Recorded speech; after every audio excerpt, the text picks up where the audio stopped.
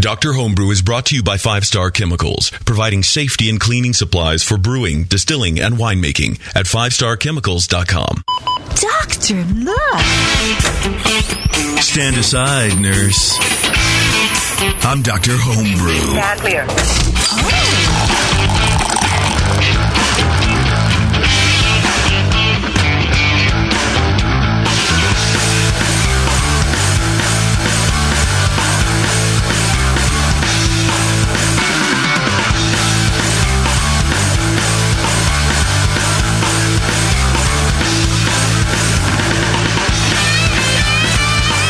All right, everyone. Thanks a lot. Once again, it's the triumphant return of Dr. Homebrew. Triumphant, yes. Awesome. I think they're building an arch for us in downtown Martinez. They should. Yeah, we can march under it as a group. That would be amazing. In their next, monkey and beer parade or whatever they have here. It would be... what would they make the arch out of if they were to build one for us? Beer? Old beer cans? It would definitely be marble, of course. Well, no, it'd be, because we have... we're like the world's black hole for antique shops. So I think it'd be some sort of built it out of old furniture yes, and cheap buttons from the 60s. Yeah. That would be amazing. Tacky glassware. And some old board games. Right. Oh, man. I can't wait for that. I cannot wait for that. That deserves more intro music, I think. Yeah. It's just too rockin' of an idea not to have rockin' music underneath. Right. Intro to Arch. Oh, whatever. This is Dr. Homebrew, everybody, and if you want to blame anyone for this show, blame the fine folks at 5starchemicals.com. They are our main sponsor of this show, along with our other fine people, but it's mainly 5-Star that brings this show to you. They are the chemical company that everybody loves. They are the people who make PBW and Star Sand and Sandy Cleaning and a bunch of other nice stuff. So go check them out, please. 5starchemicals.com. They have a little kind of rundown of their main, ethos, if you will, about how you cannot sanitize and clean something at the same time. You must clean it first and then sanitize. I think that's kind of the main thing they try to drill home, and it works. It works real well. So check them out, 5starchemicals.com. I use PBW and I always want to call it 5-Star, but it's Star Sand. I use those two products all the time. 5-Star Sand. Yeah. I love them. Are there people out there that make products that claim to sanitize and clean in one step? Oh, yeah. That's weird. Yeah. I think it's pretty weird, too. But okay, well. So, here we are. We have an in-studio guest with a beer. Okay, and then for our second beer, we are doing the return of the commercial calibration. Woo. And I have the commercial calibration right here. The mystery six-pack. Unannounced return. Just so you know, now these are beers that we, whenever we do these commercial calibrations, we try to find beers that you common folk who are or maybe aren't in a hub of craft beer like we happen to be in Martinez. You can get anywhere. You can get anywhere, and it's usually going to be the same condition that we can get it to. So, Brian, why don't you introduce the group to today's beer? Well, so, Lee did such a good job of describing what the commercial calibration is all about last time. You just have to listen back several episodes. I just cannot do it justice. He described it so well, but it's basically about tuning your palate to us as a judge and getting you to think like a judge, kind of, and learning to... I just meant tell us what the beer is. As you kind of do in the show about, what a judge looks for in beer. So, The beer that we have before us is Negra Modelo. There you go. Straight out of the black shopping bag experience that you get at any local... This beer falls under Category 3A of the BJCP style guidelines, and it is a classic commercial example that's listed in the guidelines themselves. So this is a commercial example of this beer that the BJCP deems it's a Vienna Lager. To be a good example of Vienna Lager. So there's a whole Vienna Lager, folks. Negra Modelo. We're going to change your whole mind about Negra. Now, I don't have any limes. Is that bad? Are we still going to be able to do this justice without any limes? No lines? No limes. Limes. No, limes. Limes. Oh, with limes. an M. Oh. Yeah. No. I don't have any lines of blow either, but I know. Yeah, I think we'll be able to do fine without we'll the limes. manage. Would you put a lime in a like an Oktoberfest, which is a very similar beer in some ways? look, when I go get my my lengua soup, I try to Put a lime in it. They put a lime in my beer, so what are you going to do? I don't know. Yeah. Yeah, so we can go get some. Can we? But probably. No, I think we don't want to do it with lime because we're not here to describe the lime. This is an interesting beer in that it's not brewed in this particular example of it is not brewed in the country that it originated in. So it came from Austria, and some of the brewers moved from there to Mexico and started brewing it down there. And so it's one of the more interesting North American brews that continues to be brewed these days. A lot of this movement happened in the late 1800s, and the style in the meantime kind of died out a little more in its country of origin, although you could still find some here and there in Austria. But it's a malt oriented lager style, and I think it'll be interesting to taste this with you guys. So and the bottles are cool too. Yeah, I don't know. They are. Anyway, let's take a break. When we come back, we have Matt in the studio, and we're going to go over the beer that he brought in, which is what is it again? Belgian Strong Dark, right? Yep, exactly. Belgian Dark Strong. Yeah. Belgian Dark Strong. All right. Hang in, everybody. We'll be back right after the jump. This is Dr. Homebrew. Do you know the 3 most important rules in brewing? Sanitation, sanitation, and sanitation. And no one does it better than 5-Star Chemicals. 5-Star knows sanitation. You can only sanitize clean equipment. And 5-Star knows how to clean, too. For craft brewers and home brewers, 5-Star has what you need to keep your fermenters, serving tanks, kegs, and draft lines sparkling and free of any beer-spoiling bacteria. PBW, caustic, acid cleaners, Star Sand, SaniClean, lubricants and defoamers, pH stabilizers, and more. 5-Star Chemicals has cleaning supplies, safety supplies, heat exchangers, pumps, hoses, and valves. And 5-Star is proud to offer eco-friendly products that exceed customer expectations. If you have a cleaning problem, you need the 5-Star solution. Visit 5starchemicals.com or call 800-782-7019. 800-782-7019 and get the 5-Star treatment today. Hey, Wooly, I'm beat. Can we find a nice tree to just hang out in for a while? You're beat. I've been swinging through this forest for 50 years, ever since we first escaped from the circus. I know, but there's got to be more to life than exploring this creek and trying to populate the valley by copulating with loose, hairy girls. Marquis, stop. Look. What is that? It looks like a man-made treehouse. With fresh food. And craft beer. Welcome to the Creek Monkey Tap House, boys. Grab a seat. Creek Monkeys drink free. Awesome! The Creek Monkey Tap House in Martinez, California takes their mission of fresh food and beer seriously. They only serve locally raised beef and chicken, as well as local sustainable produce. It's better for you and the planet, and it just tastes better. The beer and wine at Creek Monkey Tap House are chosen with the same care for the highest quality and rotate frequently to make each visit an adventure. Swing on into the Creek Monkey Tap House and enjoy a new legend of amazing food, beer, and wine. The Creek Monkey Tap House, online at creekmonkey.com. Come along now. It's time for your medication. Back to Dr. Homebrew.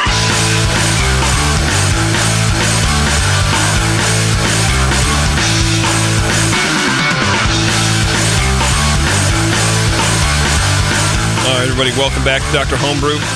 We're just kind of talking about the Pico Brew system at the break, discussing my newfound hatred of homebrewing with Matt and Liz, who are our guests.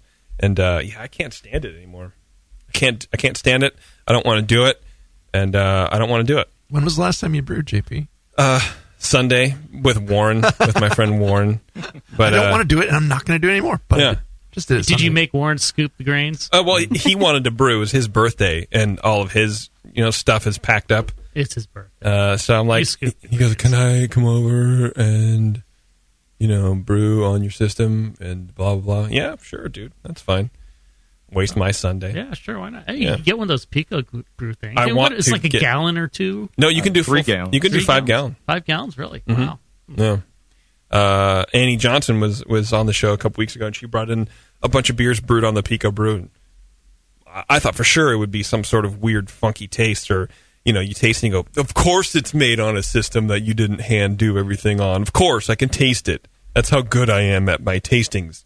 But tasting great. Yeah, well, something that small, you just pick it up, dump the spent grains in the trash, and let the dog lick it clean. Throw in a little bit of why not? A little bit of PBW after that, you'll be fine. Yeah, Alpo and then PBW, and you're good. Yeah. All right. Well, let's get to our guests here. They came all the way out here from Berkeley, and Matt and Liz, right? Yep. All right. And how long you guys been homebrewing together? So I started brewing and fermenting various things about 4 years ago. I started doing wine kits and things like that. And then at the homebrew shop there, I realized that I basically had everything to brew beer as well. And so I brewed a few extract batches. And then being a chemist, I just kind of jumped right in doing just all grain brewing. And now I do a hybrid stovetop with electric rims for mashing. Oh, wow. And yeah, we Liz and I, we brew together almost every weekend. And every weekend. Yeah, and I started brewing when I met him. Yeah, pretty much. I think that was like our fourth date was brewing together. Liz, what did you think when he kind of laid that line out there for you? He's like, is he gonna murder me? Well, when I first met him and he said he was homebrew, I was like, oh, he's going to make me taste this beer and it's going to be horrible and I'm going to have to pretend that it's good. Have to be nice. But yeah. I tasted it and I was actually very pleasantly surprised. Yeah? How long ago was this? This was a year and a half ago. Yeah. Okay. All right. Yeah. And then I got a job out here at Cal, and the next day put a ring on her finger and moved out here. And packed her up and moved her out. Yep, exactly. Nice. How many different styles would you guys say you've brewed? So we only do ales. We don't lager at all, especially in our apartment here in the East Bay. We don't really have the room for that sort of stuff. But so we do, like I said, all ales, but about half our brews are Belgian. Oh, wow. Okay. So that's why I wanted to bring one of our Belgian brews, this beer that I brought tonight. Okay, excellent. And is this a new recipe, or have you made this particular style or this one before? So this recipe I've done 2 or 3 times now. Try and make it a special occasion brew. This one we did 2 Christmases ago. I actually did this with my brother and my dad the day after Christmas, and we brewed a double batch. And then my brother and I split that and took that back to our various homes and fermented ourselves, bottled it ourselves. But yeah, we did a Christmas quad again this year, and so the goal is to always have another one aging for a year that you can then taste the next year. Yeah, get on a schedule like that. Cool, sounds awesome. Well, what do you want to get out of this tasting? So, like I said, we brew a lot of Belgian beers, and we use a lot of the same yeast and things over and over again. So I just want an outsider's perspective on what you guys think that the different flavors that you pull out and what your ideas and suggestions are. Okay. We can express opinions, no problem. Lee, do you have ideas and or suggestions? Can you form ideas? You want me to focus on the beer, right? I would love to. Okay. All right. I can do that. So what do we get in this beer? You guys drove this over this evening. Did you get a little shaken up? Maybe a smidge. Yeah. I tried to gently go over the various potholes on the way here. Yeah, we got some doozies out here. Work on the air ride suspension kit for your beer. It definitely tasted like there was some yeast suspended in it. So it had this kind of yeasty flavor. It gave it this kind of brown bread character. It was kind of nice, the brown bread thing, but the yeasty sort of slightly sulfury edge to that. It would have been better settling back out. But, what can you say? That's because it got a little bit shaken up. You could definitely see that it's kind of hazy. Other than that, the aroma on this beer had kind of a tamarind ester, maybe a little bit of cherry, a little bit yeasty brown bread aroma, plum prune kind of esters, light, spicy, peppery phenol, no hop aromas, no DMS diacetyl, some cherry. The appearance was kind of a medium to maybe, medium brown.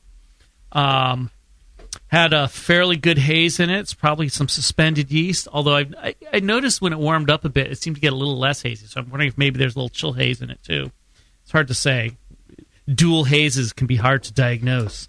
It pours a very low foam, which fades immediately to pretty much no head. And that's actually a bit of a fault here, because this style should have a fairly persistent, big, rocky, foamy head to it. It should pretty much just stay there. This is kind of quite a trick in a high alcohol beer like this. Flavor, brown bread, yeasty from that getting shaken up a bit.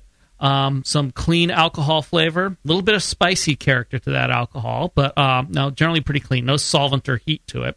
Some low spicy phenols. It actually some pretty much no hop flavor that I'm picking up. Just a supporting level of bitter. Some cherry esters again. I don't know if that's from the ferment or maybe you had some sort of Munich variety of malt in there, which could do that too. Finish is fairly sweet with a lingering brown bread yeast flavor.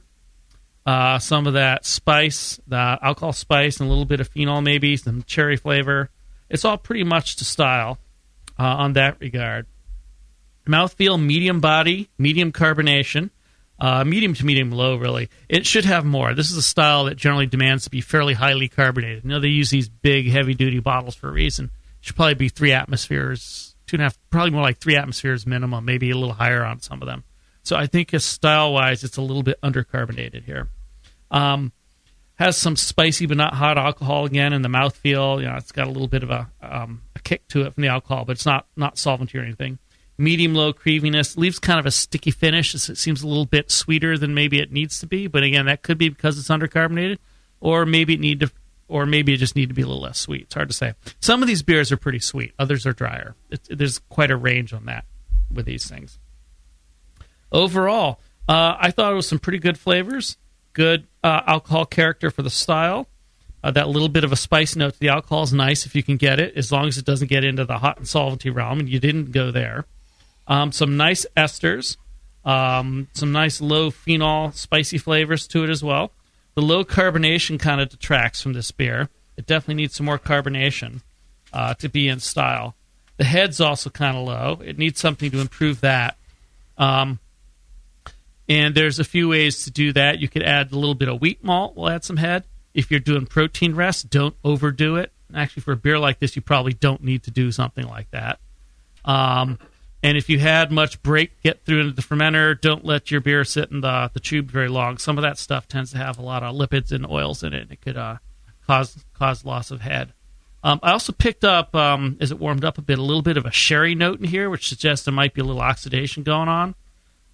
Some of that can be appropriate to this style, certainly in the older versions. And these beers can actually age very nicely and pick up some of that sherry character. It can be quite nice over time. I don't remember, you were talking about your every year tradition with this. I don't remember what year, if you said what year this was. This was 2 Christmases ago, so it's about 15 months at this point. Then a little bit of that might be expected. If this was the one you had done this year, I would say you probably would need to watch a bit about keeping oxygen out when you bottle it and making sure you got some good fresh yeast in there. Given that this is over a year old, that might be not too unexpected, really. It was a little bit undercarbonated. So I'd say one thing that's good to do with a big beer like this, and it is something I think some of the breweries over there do. In fact, I remember reading about this first in one of Michael Jackson's books when he was describing his tour through the Moortgat Brewery where they make Duvel, or Duvel. When they do their bottle conditioning, they warm the stuff up. They put it in there. They put those bottles in the warm room, 72, 75, maybe even 8, higher than that for a few weeks to make sure that yeast finishes it out. This beer was a little flat. It definitely had yeast in it, so maybe if you didn't do that, something like that would help. Otherwise, make sure you've got a good, healthy, active yeast pitch when you put it in there. Because there's a lot of alcohol in this beer, and it's going to be a bit of an uphill battle for that yeast to get it all carbonated and finished out. All in all, I thought it was pretty good. I gave it a 33. I think if it was less yeasty, I tried to not let that, because it obviously was shaken up a bit, but I tried not to let that impact it too much. But it was also a little bit flat, so that's why I didn't get a better score than that. But all in all, I think it's a pretty decent beer. Brian? Hey. The beer had a nice complexity of malt flavors in the aroma. I agree with a lot of what Lee said there. When we first started drinking it, it was a little colder, and I was getting a little bit of raisininess and kind of a low prune and some cherry. Some of that stuff is coming through a little bit better now. Another thing I got was kind of the impression of a roasty aroma and flavor in the beer, but which would be inappropriate for the style. But as it warms up, the fruitiness kind of covers it up a little bit better, and I think it's kind of maybe a little deceptive thing in this beer that when it was too cold, it was had that kind of a sharp edge to it, almost like a bitter chocolate. Yeah, it is on that darker side for the malt. I'd be really interested. It seems like maybe you pushed a little farther than just going to Special B and you put some other malts in there, maybe some pale chocolate or something. But I don't want to go guessing ingredients because I'll just get it wrong every time. But it does have a darker malt element to it that is really interesting and works with this beer. But for a straight BDS, it's not appropriate to style. Now, you also mentioned quad. Is it supposed to be a quad, or is it? So, yeah, we were really going for a Belgian quad. Okay. And obviously the only category it falls into is 18E for the Belgian Dark Strong. So yeah, I mean, we could have judged it as a quad too, and done our best with that too. Even though it's not really a style yet, maybe it will be. Well, who knows if it will be? We'll find out in a few months when they release new guidelines. The one thing I would say is in the style guidelines, it does say that quads generally get classified under 18F, which I think it's 18F, which is Belgian specialty. Really? So if you're gonna make something that's unequivocally a quad, that's where you want to put it. That said, I think this is probably within the parameters for a Dark Strong, so I think you're probably okay putting it here. Just call it that. The 16E actually Belgian specialty. E's a specialty, or E's the dark? The 16E is where 16E, right? Belgian specialty falls. Yeah, it's the last one in the 16s. The BDS is the last one in the 18s. But anyway, fine points. Thank you, Lee. That's a good point. Color is kind of rich brown color. It had a fair amount of haze at first, but I did notice too that it cleared up a little bit. So, and the head faded just like that. We forgive the haze because you did bring this bottle here. And anyway, in the flavor, it does have a lot of good complexity to it. It has some real chocolatiness to it. It does have some toasty elements and a little coffee-like, just some hints of ash I was getting in it. A little bit of cherry and plum in there, and that's coming out a little more as it warms up. Definitely balanced to the malt as it should be. Very cleanly fermented. Fairly sweet in the finish. I think you could dry this beer out a little bit more, and maybe that was also that part of it didn't completely ferment out in the bottle, possibly to give it the carbonation you needed. I did notice the same thing as Lee did about lower carbonation, and you definitely want that up there. But because that'll help with the that'll help sweetness level, right? I mean, it'll help perceive to dry it out maybe a little bit.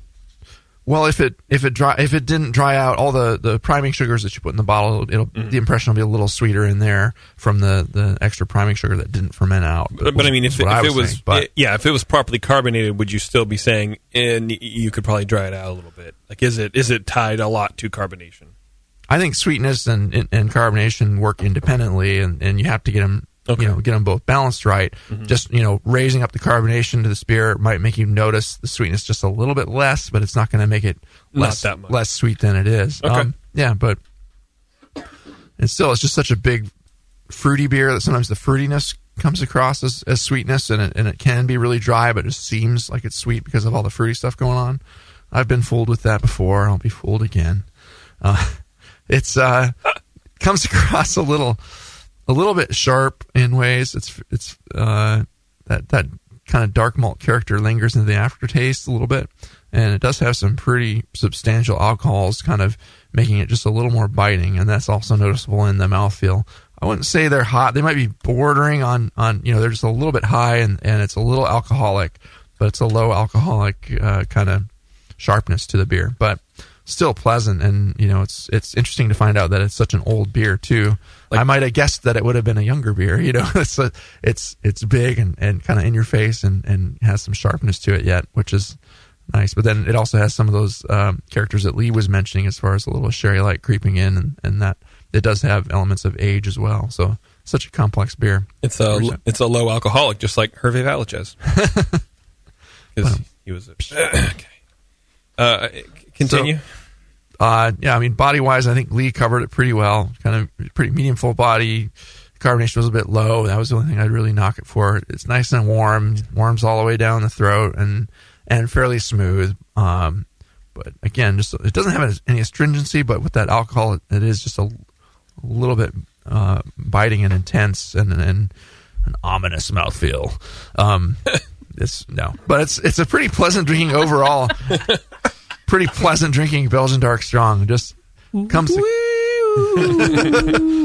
across a little dark malt forward. I don't know if Lee on the we'll talk about right? recipe and I don't know what the darkest malt you used in this was. Well, I'm very curious to find out. But you want to definitely rely on the liquid, dark candy sugar to give it its color, and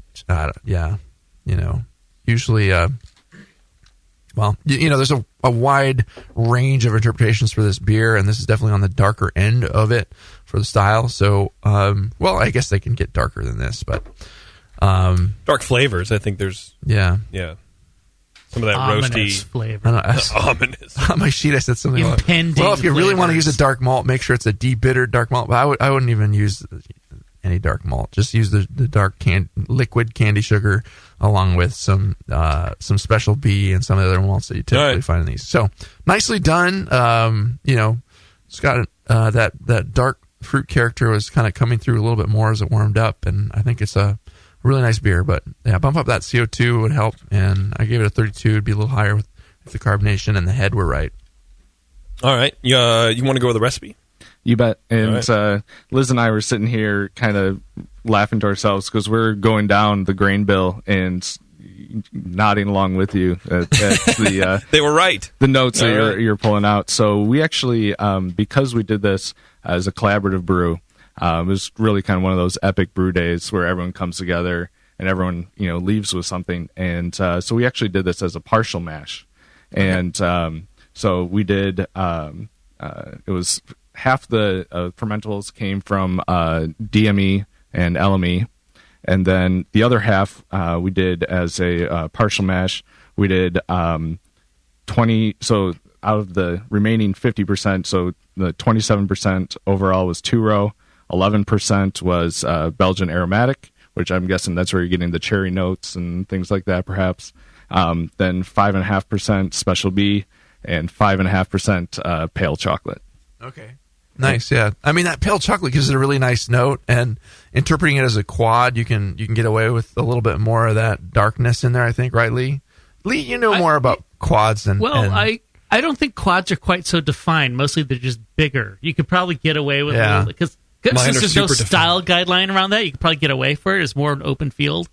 As a Belgian Dark Strong, it's really not supposed to have that slight roasty, chocolatey cocoa edge from a roast malt. So they're at her too. As a straight quad in a 16E, it might not really get commented on. Yeah, exactly. As just a flavor, it's actually kind of nice. It's pleasant. Yeah, it's not an unpleasant flavor at all. It's just actually as we tasted into this beer as it aged and took time points, we could really kind of taste it. Kind of initially, you didn't really get as much of the roastiness because a lot of other flavors were there from the young beer, and then from about 6 to 9 months, the chocolate really stood out, and it was actually too much.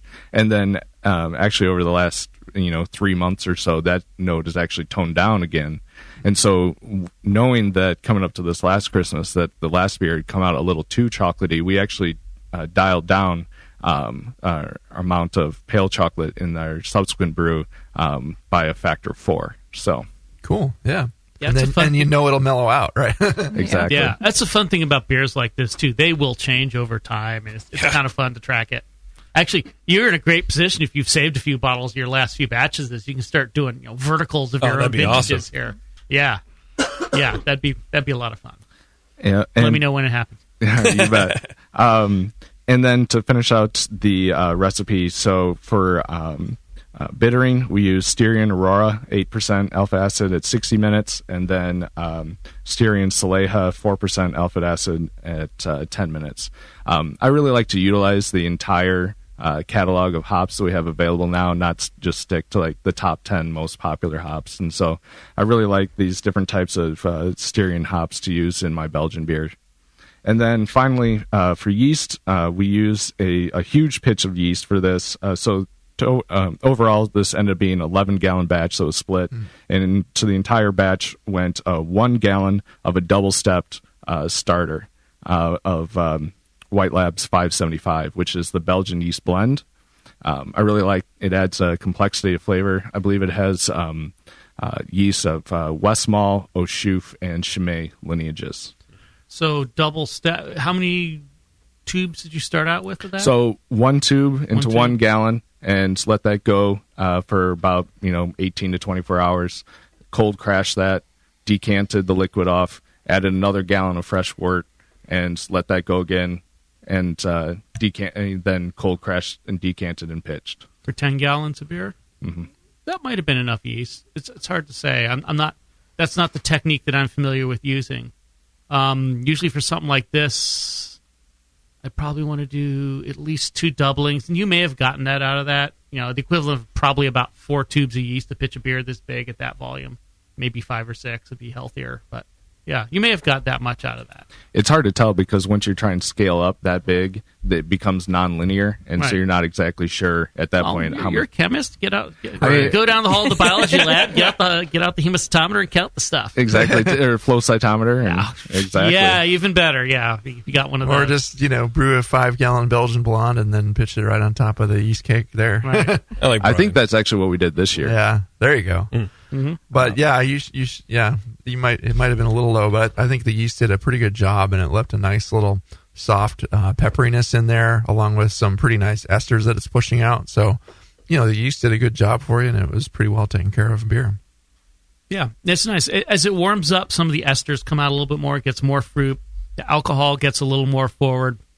This is pretty boozy stuff. How strong is this, you said? So we were shooting for a 10% beer, and with volumes and everything that we were kind of guessing on the fly, it ended up turning out to be like 11.1%. Yeah, I'd believe it. It's pretty strong. And just in case you're wondering if we like this, I think Matt and Liz both got about 2 ounces of this. And between the three of us, we've pretty much killed the rest of this big Belgian bottle. 750. Yeah. Yeah, it's dangerously smooth there as far as, such a big beer, they can be really deceptive sometimes, so you have to be careful with them. Yeah, was this more carbonated when it was younger? Or has it been like this the whole time? So I use bottling yeast. I use T58 from Saft Brew as my bottling yeast because that tends to wake up pretty well, even with a high alcohol beer. But that was the one thing I was really kind of, the whole time I was like waiting for it to carb up. I'm like, more. I need more. For 15 months. Yeah, for 15 months. It's pretty much not going to happen at this point. Exactly. So when we bottled up this last batch, I think we went more in terms of yeast and maybe a little bit more of the priming sugar. But that's a good point. I recently read Brew Like a Monk, and where they talk about putting their bottles in a warm room to make sure that they ferment out. And that's a really good point to try and improve upon the carbonation. Yeah, I used to brew these beers like in the summer, and I had one side of my house where the bathroom was. It got a lot of sun, so I'd bottle them up. I'd stack up a couple of cases just over against the wall by the window. They were wrapped up and dark, but I'd close the door and get up to 80 in there during the day. Of course, it's hard to do that around Christmas, but well, actually, around here sometimes it's not. Depends on the weather. Last week you could have done that pretty easily. Right. But yeah, I mean, somewhere where it's warm like that for a few weeks helps this stuff finish out. Definitely. And I usually use the same yeast that I brewed with for carbonating. Either you save a little on the side and bump it up again, or you don't want to just use the stuff out of your fermenter. After brewing a beer like this, it's going to be dead. It's all tired out. Right. That's why I really like using the T58. It's dried yeast. Mm-hmm. You just dissolve that up and throw it in a bottling bucket along with your priming sugar, and it works really well for me. Cool. Right. Yeah, I've had a couple cases where I've made a barley wine, and it's like you finally drink the last bottle of the barley wine that's been a bottle conditioned batch that you've had around for years, and it's finally the carbonation is just right. I mean, it's like it was always a little undercarbonated, and then you get that last bottle, and you saved it to a special occasion. Finally, it's like, oh, this is perfect. Why didn't I save all of it? Right. That's the bane of being a homebrewer. Yeah, it's always the last bottle that you have that's the best one. Right. Okay, is that it? Do you have any more questions for the guys? I did have one question for judges here. I was just wondering what your personal thoughts are on late edition hops for category 18 beers. A lot of the Belgian beers, they're not supposed to have a lot of hop character or anything like that. Do you think that you should really have any sort of late edition hops or anything, or just a small amount? The pale ones, the triples, golden strongs, the blondes can maybe have a little bit of that. Not much, I would say, just a little bit, and probably more the triple than the other ones. The dark ones generally, I would go with no, just straight up bittering, and that's it. But if you're entering maybe it as a touch of flavor, if it's a nice continental style thing, would be okay. But just a whisper. If you're entering it as a 16E and you declare it as being a late hopped beer and it has a distinctive late hop notes. I mean, the Belgians are playing around with all kinds of fun things, and they're learning from us as we learn from them, and it's like this big community now. It's like the homebrewers and all the real brewers. All the knowledge kind of mixes together out there, and they're doing some fun thing like just being inspired by American hop crazy brewers, and they do a different thing with it, and they use the hops that they have available to them, and it's fun, but the way that hops play off of a Belgian yeast are, anyone who's ever had the same recipe of an IPA with American 1056 as opposed to a Belgian Abbey yeast or something, that just those Belgo-American. It plays off of it as a totally different. I can't deal with it. I can't do it. Some people love them, some people hate them, and who loves? I've never met someone who absolutely loves them. There's a lot of bad ones out there. There's a few that are okay, but there's a lot of bad ones out there. What's a good one? The Schoof one, the blonde Schoof, I kind of like. But I would say the yeast character in that's pretty restrained compared to a lot of Belgian beers. So I think that's how they struck the balance. It's very hard to balance that intensity of yeast flavor, especially with the phenols, with any kind of intense hop aroma and flavor. It's just really hard to get them to play together. Doesn't work.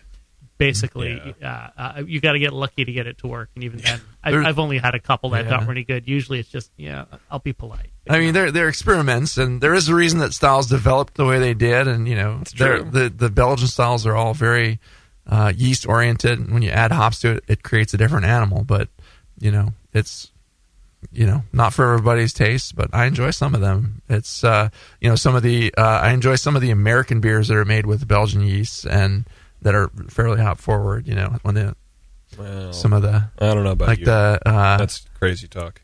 The Green Flash guys, some of those San Diego guys, they do crazy stuff down there. They have fun with their IPAs, man. They just good. They can keep them. They can keep all of them. We're gonna brew one of these in your garage next Sunday. You're gonna drink the whole thing. Where will I be? There. Oh shit. Participating. That's no. You'll be the one scooping the grains. That's no good. Right. That's no good at all. Scooping the grains and pitching the yeast. Any other questions, Matt? I think that really good comments. Okay. Awesome. You guys have a really good tradition going, it sounds like. We want to come brew with you guys. Yeah, that's fun. Well, every Sunday. Yep. All right. Yeah, it sounds like it, right? At least. Okay, we're going to take a short break, and then when we come back, we're going to break into these Negra Modelos. Vienna Lager, because that's what they are. Anyway, it's Dr. Homebrew, everyone. Stay tuned. Hey, dude, you know what beer this is? No, all the labels are falling off. Yeah, or the ink is run. Well, if it's the pale ale, you're good, but stay away from the quote-unquote Belgian. Oh, man, this guy needs to get some grog tags. Grog tags are reusable, write-on, wipe-off, commercial-grade bottle labels for your brew. The guys at Grog Tag are homebrewers. They wanted great-looking, sturdy labels for your bottles, buckets, carboys, kegs, and growlers. They also wanted a label that not only looks good, but can be easily removed and reapplied during bottling without that nasty glue residue being left behind. No residue, water-resistant, and ice chest approved. Grog tags stay on in water or an ice chest, and they stay legible. Visit grogtag.com to customize your label or coaster from dozens of different templates for free and see how awesome your bottles can look. It's that pseudo-Belgian. Yeah, we're getting him some grog tags, dude. Grog Tag. At least your beer will look good. grogtag.com. That's it. I've had it. I am never never putting hops in my beer again. What? Why? It's just too ridiculous. Insane prices, stupid contracts, high shipping costs, crappy selection. Dude, you need Nico Brew. Nico Brew will rock your f***ing face right the f*** off your f***ing skull. $5 shipping to all 50 states, plus fantastic international rates get you low prices on Nico Brew's great selection of hops and more. Whether you're a home brewer, a pro brewer, or a homebrew shop owner, Nico Brew can get you the hops you need in increments big and small, single orders, spot buys, or full contracts. And there's only one place to join the uber special secret elite bare bones club where you'll get the best deals anywhere. Holy f***ing shit! NicoBrew.com. NIKOBREW. Nico Brew, your bare bones buddy in the brewing business.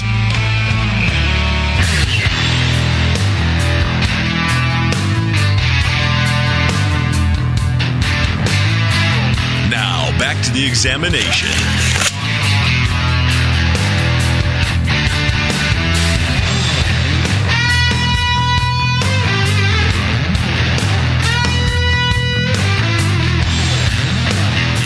All right, thanks a lot for joining us. If you're just tuning in, we're about to dive into this Negra Modelo as our kind of reoccurring quarterly commercial beer calibration. And we're really doing this just to, calibrate your palate. Beer judging is very much a practice sport. You really have to do it a lot. And it's a participation sport. It is a lot of participation as well, which is good. It's probably the only sport that doesn't help your body the more you do it. But, you only live once, right? Some of us. Anyway, so we're here. Last time we did the Chimay, one of the Chimay Blue, I think it was. Yes, the Blue Label. And that was great, and we got a lot of good feedback about that, and people have been asking when we're going to do this one. So we decided to switch it up a little bit, get something that still is just as common, I think, maybe if not more so. Probably more so. Yeah. You'd probably have to choose wisely to find a liquor store that doesn't carry this stuff. My go-to is any liquor store that has the black plastic bag. Yeah, right there. Which is actually on the a great camera thing right for there. beer. Yeah, you can put your IPA in that; it won't get skunked on the beach in the sun. From beer and porn, right? Those I don't two think things. that's the intent of what the black bag is there for. Yeah, That's if like, anybody you porn see can get skunked by too much sunlight too. That's why you use the black bag, right? That's true. Or am I missing something? I got 440s of the bowl in my black bag. When people are walking down the street with a black shopping bag, it's either beer or porn. That's just what it is. There's nothing else. There's nothing else that comes in black. No other Not a stores have severed black head. bags. It might be a severed head. I didn't think about that. Oh, okay. Lee, thanks for. It was on TV last night. You put the severed head on your TV. Oh, Looks no. like a penguin. Okay. Anyway, so we're having digress. Negra Modelo. Yes. We ready to do this exam? Yeah, I think your we're ready. gloves on, Brian? Let's talk about Negra Modelo. Okay. First of all, I've never actually done this where you pour half a beer into a glass and then half the beer in the bottle, keep it in the bottle, and then drink the two side by side. Yeah, I've never actually really done that. You do get a little more maltiness than out of the glass and the bottle, but not as much as I would have expected. Everyone goes, pour that into a glass. Well, it doesn't really change it that much. Yeah. Okay. How about the aroma from the bottle? The aroma from the bottle smells a lot like halitosis, which might just be my mouth. I don't know. It's a dumb joke. Sorry. Okay. The beer doesn't smell like that. You don't get aroma out of a bottle. That's the whole problem. Yeah, if you stick it up your nose and take the effort, you get a little bit. Yeah, but there is no malt at all. There's I don't know if you can describe it as hop or maybe metallic from the gold foiling. Right. That's why you serve it in the bottle. It's itching to have a lime stuff down its neck. Yeah. Cut my lip. Anyway, sorry. Go ahead, guys. Let's jump into this as a very serious Vienna Lager tasting. So this beer is probably a little bit on the lighter side for Vienna Lager. It's pretty mellow and it's pretty smooth. Has a fairly mellow German malt aroma, just lightly toasty. Obviously clean lager character. A little sulfury in there, just a hint of sulfur, but not offensive. Just overall very smooth and definitely malt balanced. Getting like the notes from Vienna and Munich malts.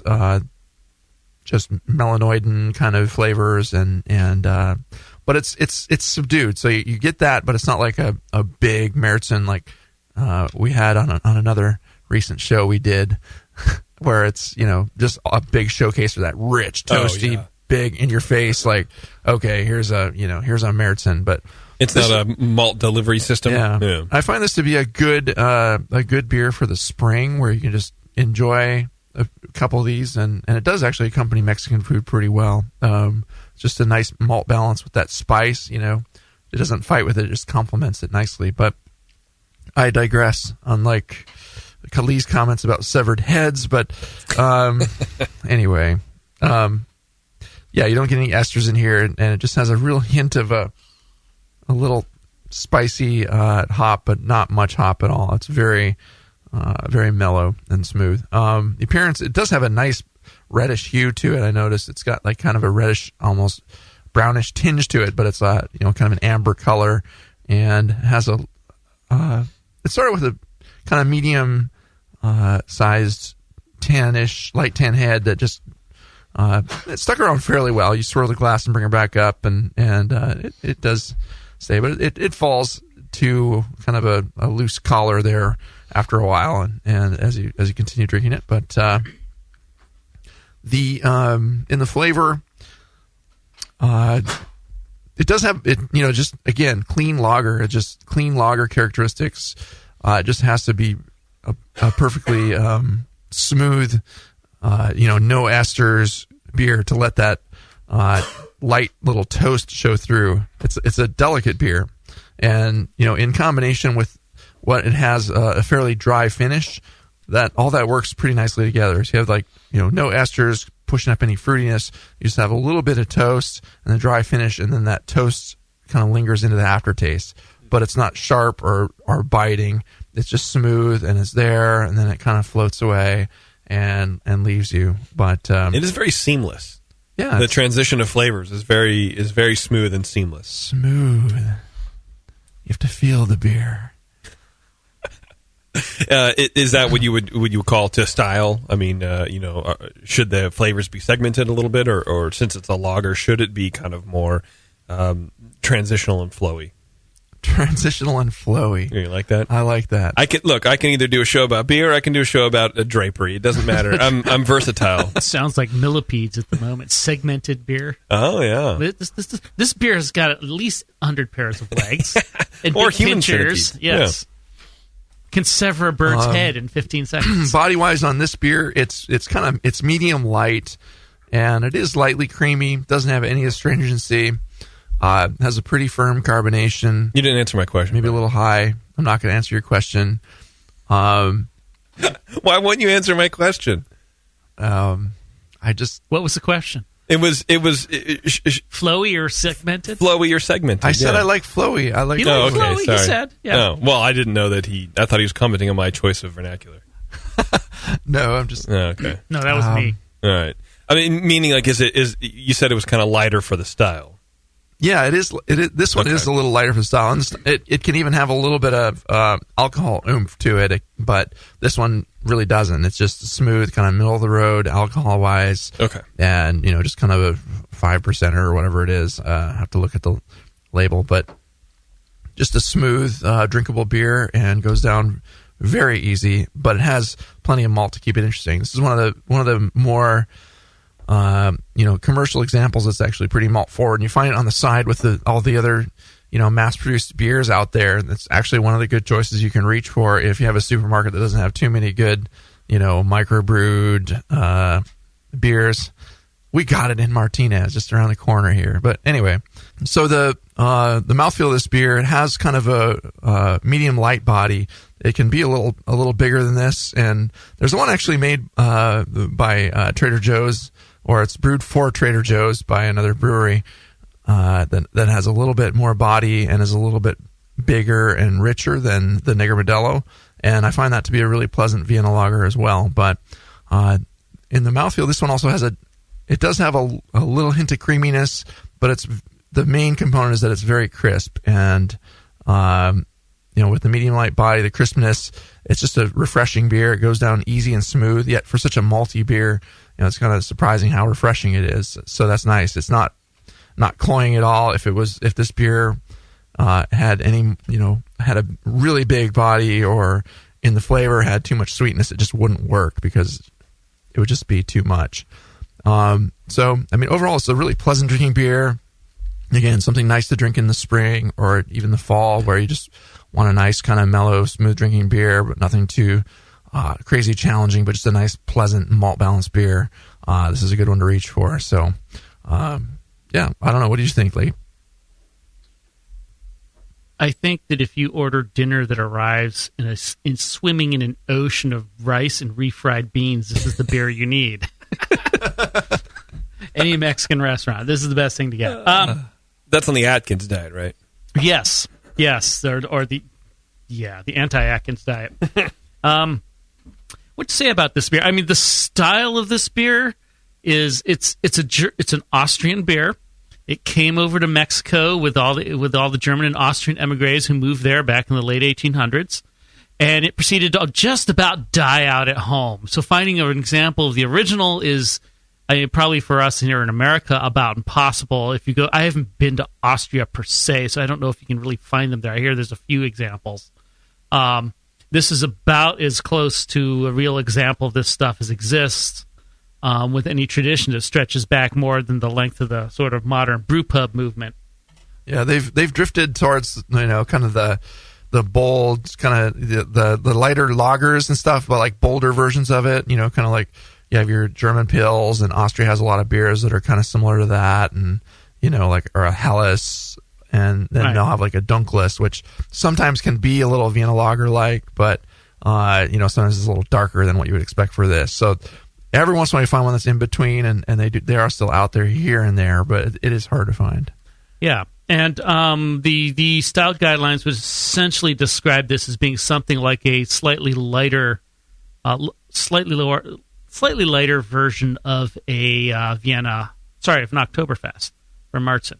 It's not that different than that. It's a very related style. It's a good way to think of it. Yeah. That said, this one's come to the New World. It's brewed by a big mega brewery, not quite as nasty a one, I guess, in terms of the beer they put out as some of the other big mega breweries. I shouldn't use words like that. But mega breweries. Nasty. Okay, sorry. But yeah, it's actually a pretty nice beer in its own right. So the whole point of this sort of commercial beer calibration, so that you could pull up yourself a bottle of Negra Modelo and drink it while we're talking about it, and maybe look at the style guidelines we're at it, and see if you taste what we're talking about. So, and see how that correlates with what's in the style guidelines. So it's sort of palate training for the home listener here. So I mean, what we get in this beer, if you smell it, it's got some of that toasty malt that you would expect out of an Oktoberfest or a Märzen or the Vienna Lager. I would describe it as being a little bit grainier than just a straight toasty malt, and has a little bit of a caramelly note, which in theory is not supposed to be there, but to me, I'm kind of picking it up. You get that sulfur when you first pour it, too. A little bit of that, yeah. I just poured a little more fresh sample and just kicked up that sulfur, and then it fades a little bit. Yeah. I get really pretty much no hop aroma in here, which is just about what you'd expect. And as you'd expect in most lagers, it's a clean ferment. I'm not getting any fermentation esters, and there's no infection or anything here. It's a very nice, clean beer. Yeah. No diacetyl, which would be sort of a buttery aroma. No DMS, which might smell like cooked corn or cooked shrimp, sort of. It's kind of unpleasant. I've never heard that descriptor before. Oh, yeah. DMS comes across like the water you've used to boil shrimp. You can get that fairly often. It's not good. And it's not here. You don't have to worry about that. But not in this beer here. Wow, I don't know if I've ever been wildly offended. Even people talk like cat piss and vomity and blood. I've never been like, diaper. Yeah, that baby diaper. That makes total sense. But shrimp water, boiled shrimp. Yeah. No, thank you. Oh yeah. Okay, you keep that one in your head. You start drinking. You go judge a couple homebrew comps and do lagers and see how often you start picking that up. It's there, definitely. Wow, that's a gnarly descriptor. I like it. That's pretty good. But it's not here. No, not here. The malt's got a sort of like I said, it's a little bit grainy, a little bit toasty, maybe a touch of caramel in the aroma, a little bit of sort of an almost bready kind of like bread crust kind of thing, but it smells fairly toasty. Now, it's not as intense on that as you get with a good Oktoberfest, like a nice dark Oktoberfest, which should be intensely toasty. And toasty, like literally like toast. That's the sort of the nice dark like that bready aroma toast. you get out of a fresh piece of toast. Yeah. But this definitely has some of that. The appearance is brilliant, which basically means it's so clear you can't really see any signs of any sort of haze or anything like that. It's a nice kind of light amber, light brown, so dark amber, light brown color. That brownish hue is what interests me, Yeah. and I wonder if they do they artificially color the spear a little bit, or do they use a trick and use a little bit of like a dehusked dark malt just to give it the color? Because it seems, given what's here and what we're tasting, it seems darker than what it should be. Yeah, it's a good question, and I don't know how they make this stuff. This is a little bit more brown in the color than most Oktoberfest or Martins I've ever seen. No, usually they're a little bit more straight orange. Here, put it up to the foam can. And I mean, this is if it's not backlit, I don't know how well it'll show, but take a look. This is definitely kind of orangey, but it's got a browner cast to it. It's fairly dark for orange. JP, could you get a representative of Cerveceria Modelo on the phone for us, please? Yeah, sure. Let me dial them up. Yep. Yeah, get the president. Why not? Ask him about the color. Yeah. So, I mean, it's a very pretty looking beer. The head, it pours a reasonable bit of head. It doesn't, last all that long necessarily, but not too bad. It looks about right though. The flavor, it's a light maltiness. Again, it's got that toasty note to it, which is what you'd expect. It's got a fairly even balance, I think, with the bittering, a little bit of hop flavor, sort of a light spicy floral kind of hop in there. Not a whole lot, but more than is in a lot of the other mega brewery produced beers. And along with that toastiness, I maybe get a little bit of that grainy malt character here. I'm not sure if I'm getting any caramel. I keep thinking I'm getting a little bit of caramel flavor in here. It's not supposed to be there by style. Okay. Depending on how they flavor this beer, it's possible they might have put some caramelized sugar in here to color it, and then you might taste a little of that, or use some caramel malts. What if they just brew the light Negra, or not Negra, it'd be Modelo. And Modelo Special? And they just color it back. It's possible. Honestly, I don't think that's what they're doing. I mean, there's definitely that kind of toasty flavor I'd expect out of a Munich Vienna kind of malt. Okay. So I don't think you could get that by just adding coloring sugar. You just wouldn't get that. It would taste. See, that kind of flavor is more what you get out of most of the dark American lagers. A lot of them use caramelized sugar to darken, and it's a very different flavor. It tastes a little bit like almost burnt sugar. Okay. And right. I don't get. I mean, maybe there's a whisper of that here, but I don't think so. Actually, I think if anything, maybe there's just a little caramel, but I'm not sure there's much of that. Mostly, it's just the toasty malt, a little bit of a grainy malt character with it. Little bit of a floral, spicy hop flavor. Balance is nice. It's a fairly even balance, maybe a little towards malt, but not a lot. Not as much as you get in most Oktoberfest beers, in my mind. It's a little bit more of a even balance here. Not getting any esters. It's a clean beer. No problems with it. Finish. As I pause to take a sip here. Fairly dry. Very dry. Yeah.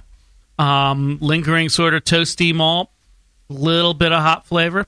It's interesting, the dryness. I mean, you can get that by playing with your mash temperature. Maybe they had some sugar in here or not, or some rice or something. Who knows? Yeah. Again, I actually kind of don't think there's a whole lot of anything like that because it tastes fairly authentic in terms of malt flavor. But the other thing that famously would be done with the original versions, and I'm curious if they've done it here, kind of tastes like it, is these would be beers that are made in regions of the world, back in Germany and Austria, where they have fairly carbonate, hard water. A lot of calcium in the water. And there's a little bit of kind of a mineral character in here, I think. That kind of chalky, calcium-y kind of water. And that helps dry it out. It gives it that kind of dryness in the finish. So, I mean, it's possible they're using some calcium, some water treatment here. I mean, I have no idea what the local water's like when they make this. Yeah. But it's possible that they might be... actually, it's considering it's a big brewery, it's highly probable they're completely treating their water and building it up to exactly whatever profile they want. And to me, it tastes like they've probably got some calcium in here to hit that original profile. I mean, why not? Calcium's cheap. Right. It's chalk, basically. Why not? Let's just call it calcium. Yeah. All right. So that's my guess as to how they're balancing it out. And certainly in the original traditional versions back in Austria, that's what would have given it some of that drying finish. Mouthfeel, medium low body, average carbonation. It's not hot or alcoholic or astringent. It's got a little bit of creaminess to it. It's pretty nice. It's a very clean beer. Overall, I mean, it's very pleasant and drinkable. It's not terribly complex, but it has a nice little toastiness to it, a nice drying finish. I mean, it's made to be a beer that you can drink very easily. Will have a little bit more of interest to it and will look a little prettier or different anyways than your average light lager. It traces its roots back to a very interesting tradition that's coming from over, the emigres that came over from Austria. It could be used as a good kind of starter beer for people who are just starting to explore, craft brews and different styles of beer. And it's like, oh, there's something besides just the light lagers out there. Yeah. I mean, most people these days know that there is, even if they haven't tried it. But if you're just venturing into that territory, it might be a good place to start. It's a good gateway beer. A slightly maltier beer where it's like, oh, well, maybe I should try a Märzen next, or I should go to try a Bock or something and go try it out of a glass too. Out of a glass, yeah. The other thing I would say is I do suspect that they are probably using cereal mash and putting some adjuncts in this beer, some corn or rice, because the lightness of the body. So like you get the maltiness, which can trick you a little bit. It's a flavorful beer, but yet it has that intense dryness like a light American lager has, or a standard American lager, where it's just they use like 30%. Corn or rice, and these guys might not be using as much, but they're using that to dry it out like that and get that nice crispness of flavor where you can drink it in a hot climate, and it's a malty beer, but it dries right off, and it's nice and pleasant, and it's not cloying. There's no danger of it being cloying at all.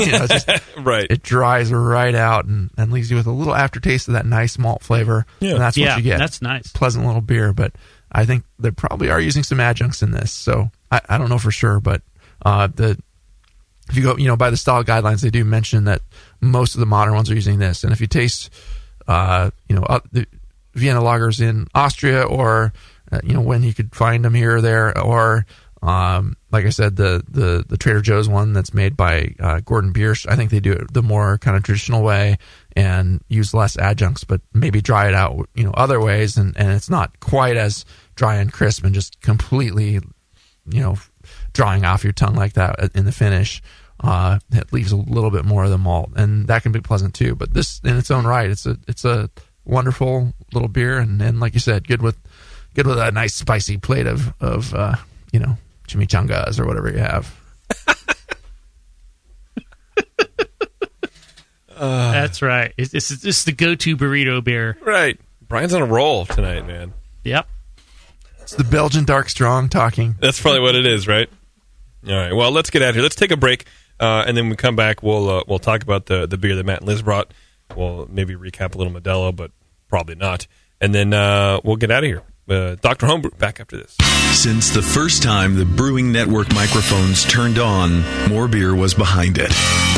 More Beer sponsors the programming on the BN because, like you, they love brewing. And like the Brewing Network, they love sharing their knowledge. Morebeer.com isn't just a website to place your next equipment or ingredient order. Morebeer.com also gives you access to free beer information that will make you a better brewer. Go to morebeer.com and click into the Learning Center. You'll find podcasts, technical facts, video tutorials, and more, including access to The Buzz, More Beer's social network of more than 5,000 members. And some of them might even be crazier about beer than you are. Get over to morebeer.com today and take advantage of The Buzz, the forum, the Learning Center, and make sure you're signed up to receive the newest More Beer catalog. More Beer, bringing you absolutely everything for beer making. Hello, fellow BNers. This is Sully from the 21st Amendment Brewery located in San Francisco, just 2 blocks from Giants Park. Before Nico and I opened the 21A and before I was a professional brewer, I homebrewed on my small 4-burner apartment stove in a back house in Santa Monica, California, making my extract brews before graduating to the daunting idea of all-grain brewing. Homebrew books and information was hard to come by back then. The internet hadn't been invented yet, along with other things we take for granted today, like electricity and potable water. One thing I wish I had back then when I was learning was a radio show that could teach me the ins and outs of brewing and answer questions that I had about homebrewing, a resource for making great craft beer. The 21st Amendment Brewery is excited to be a proud sponsor of Dr. Homebrew, a great show that teaches you what you need to know about making incredible beer. Good stuff. Listen up, you might learn something. I certainly did. And thanks for your support. Tasty Crack Games. I'm sorry to tell you this, but we're going to have to pour you out. Back to Dr. Homebrew.